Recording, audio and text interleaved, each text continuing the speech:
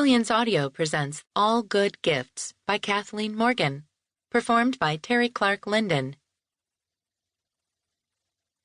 As United Airlines Flight 7689 dropped its flaps and landing gear, the jet gave a soft, subtle jerk backward. Devra closed the novel she'd been trying to lose herself in for nearly the entire flight and shoved it into the side pocket of her leather purse. With eyes bleary and burning from a sleepless night and bouts of weeping, she gazed down on the winter-browned, rolling landscape east of Colorado Springs.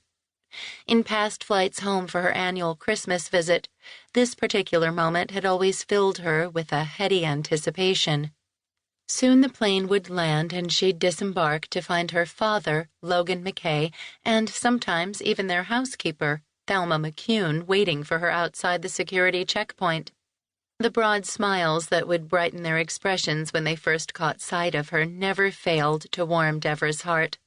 It made the trip worth every penny of the first-class seating and the 2 weeks of lost income when putting her lucrative plastic surgery practice on hold. This year, however, there'd be no beloved father awaiting her. Though Colorado Springs boasted some fine cardiologists and cardiac surgeons, nothing could be done for her father. He had died before the EMS ambulance could even reach him. "At least your dad died on the ranch he loved," Ross had offered yesterday on the telephone in an attempt to console her. Devra's mouth twisted sourly. Only men obsessed with ranching, as both Ross Blackstone and her father had always been, would find comfort in that. All she could think of was that maybe if her father had lived closer to the city hospital, he would have had a chance. Still, considering there was little love lost between her and Culdee Creek's foreman, Devra supposed she would have received anything Ross said poorly. She didn't like the man. He was just too arrogant and self-centered.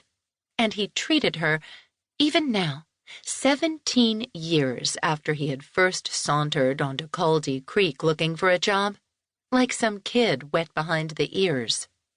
He'd soon get what was coming to him, Devra vowed. The tables had turned. Though she would have wished it otherwise, she was now owner of Culdee Creek, and he was just another hired man. The plane's wings tipped, angling the huge aircraft into its final approach. From her window, she caught a brief glimpse north to the dark swatch of forest stretching from the Front Range for miles east until it dwindled into the rolling hills of the high plains. Culdee Creek was up there, nestled at the edge of the black forest. Her heart twisted. Culdee Creek. Home. But now a home without a mother or father. Tears burned her eyes, and with a fierce, almost angry effort, Devra blinked them back. Tears were a sign of weakness.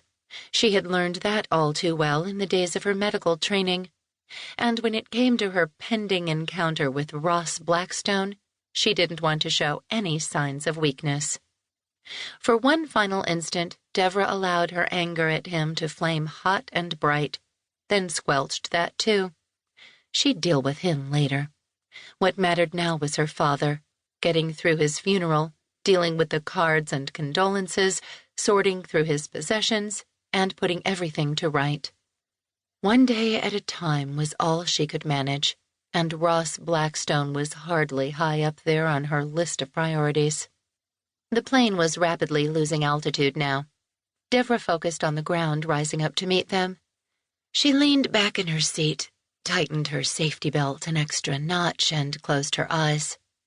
It was time to turn off the emotions and just do what needed to be done.